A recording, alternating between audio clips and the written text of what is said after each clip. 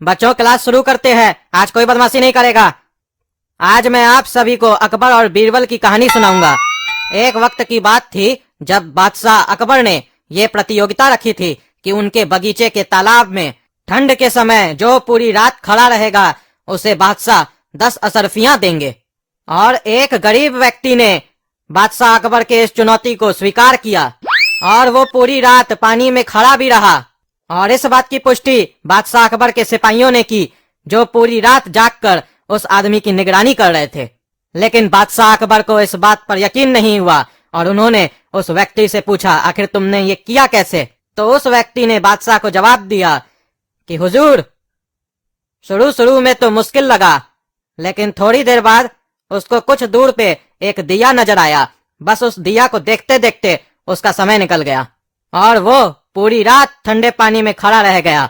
बस ये बात सुनकर बादशाह अकबर ने अपने सिपाहियों को आदेश दिया कि इस व्यक्ति को महल से बाहर निकाल दो, क्योंकि ये व्यक्ति उस दिए की गर्मी की वजह से उस तालाब में रात भर खड़ा रह पाया, नहीं तो ये नहीं रह पाता। लेकिन ये बात बीरबल को बिल्कुल नहीं भाई। दूसरे दिन फिर दरबार लगा, लेकिन उस दरबार में बीरबल उपस्थित नहीं था। बादशाह अकबर ने सिपाहियों को भेजकर ये पता लगाने की कोशिश की कि बीरबल कहाँ है। तो सिपाहियों ने बादशाह को बताया कि बीरबल खिचड़ी बना रहे हैं। काफी समय बीत जाने के बाद भी बीरबल दरबार नहीं पहुंचे। ये बात बादशाह अकबर को अजीब लगी कि खिचड़ी बनने में इतना समय तो नहीं लगता है। इसीलिए बादशाह अकबर खुद बीरबल के घर पहुंचे, ये देखने कि आखिर बीरबल कर क्या रहे हैं। वहां जाकर उन्होंने देखा कि बहुत ऊंचाई पर एक हांडी लगी हुई है जिसमें खिचड़ी है और आग उससे काफी नीचे है। तो उन्होंने बीरबल से पूछा, अरे बीरबल, ये क्या कर रहे हो तुम? तो बीरबल ने बादशाह अकबर को जवाब दिया, हुजूर, मैं खिचड़ी बना रहा हूँ। तो बादशाह ने हंसते हुए बोला, बीरबल, तुम्हें क्या हो गया है? इस तरीके से तो खिचड़ी कभी नहीं बन पाएगी, क्योंकि तुमने आग से इतनी ऊंचाई पर हांडी रखा है। हांडी को आग के पास में रखो, तब जाकर खिचड़ी बनेगी।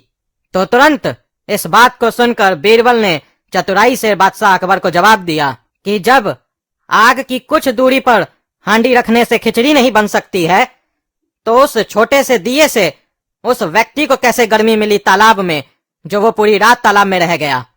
ये बात सुनकर बादशाह अकबर को उनकी गलती समझ आ गई कि उन्होंने ये गलती की है। अरे मास्टर साहब, बीरबल एक गलती किया, उसको खिचड़ी पकाने के लिए आपको रखना चाहिए था। अरे क्या मतलब, हम बैठ के उसका खिचड़ी पकाते?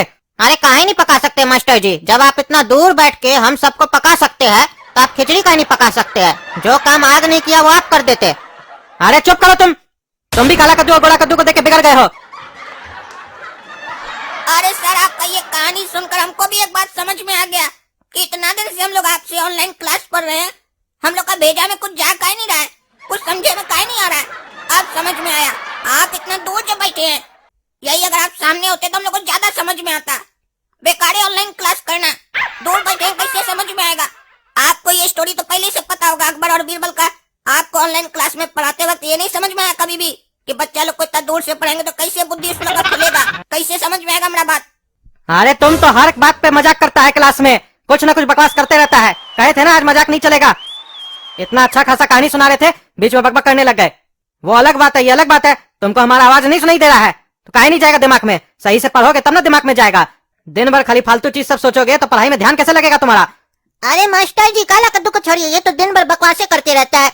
मेरे पास एक बहुत इम्पोर्टेंट सवाल है जो हमको आपसे पूछना था, उसका जवाब दीजिए। तो मास्टर जी, एक खाली रूम में एक लड़की गई, लेकिन थोड़ा देर होने के बाद उसी खाली रूम में से 2 अलग लड़की निकली, ऐसा कैसे मास्टर जी? अरे ये कैसे मुमकिन है? ये कैसा सवाल है? एक खाली रूम में एक लड़की गई, थोड़ा देर के बाद वहाँ से 2 लड़की निकली, वो भी अलग। पागल हो क्या? क्या सवाल कर रहे हो? अरे मास्टर जी, हम पागल नहीं है, हम अपना आँख से देखे है। कहाँ पे देखे हो? अरे मास्टर जी, उससे आपको क्या मतलब है? हम कहाँ देखे है, आप बताइए ना। अरे पहले से ही उस रूम में लड़की बैठी होगी।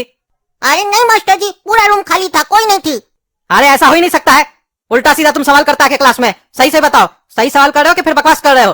अरे मास्टर जी, बिल्कुल सही सवाल कर रहे हैं। हम एक बार नहीं कई बार देखे है कि जाती एक लड़की है, आती 2 लड़की है, वो भी अलग। कभी कभी तो 3-4 आ जाती है अलग अलग। और एक और चीज बताए मास्टर जी, कई बार तो उसमें से लड़का या अंकल भी निकल के आ जाते हैं। अरे क्या बकवास कर रहा है, ऐसा थोड़ी ना होता है। एक खाली रूम में एक लड़की जाती है, थोड़ा देर के बाद उसमें से 2 लड़की निकलती है, वो भी अलग, और कभी कभी अंकल भी निकलता है। हमको नहीं मालूम, तुम बताओ। फालतू फालतू सवाल करता है। अरे मास्टर जी सवाल फालतू नहीं, आपको नहीं आता तो बोलिए ना, नहीं आता, सीधा सीधा सवाल को फालतू क्या बोलते हैं? हाँ हाँ नहीं आता, बताओ। अरे मास्टर जी जब आपको इतना नहीं आता तो काय अपने आप को मास्टर बोलते हैं? अरे मास्टर जी हम बड़का बड़का मॉल में देखे है, एक रूम रहता है, उसमें एक औरत जाती है, फिर दरवाजा अपने आप बंद हो जाता है, फिर थोड़ा देर के बाद वो दरवाजा अपने आप खुल जाता है, फिर उसमें से 2 लड़की बाहर आती है, कभी कभी 3 भी आती है, कभी कभी अंकल लोग भी आते हैं। हमको आज तक नहीं समझ में आया ये आखिर होता कैसे है, कौन वहाँ जादू मंत्र कर रहा है? अरे पागल, उसको लिफ्ट बोलते हैं, लिफ्ट। तब से आके रूम रूम कर रहा है। हम भी सोच में पड़ गए, क्या पूछ रहा है, खाली क्लास में तो बकवास करता है तुम लोग।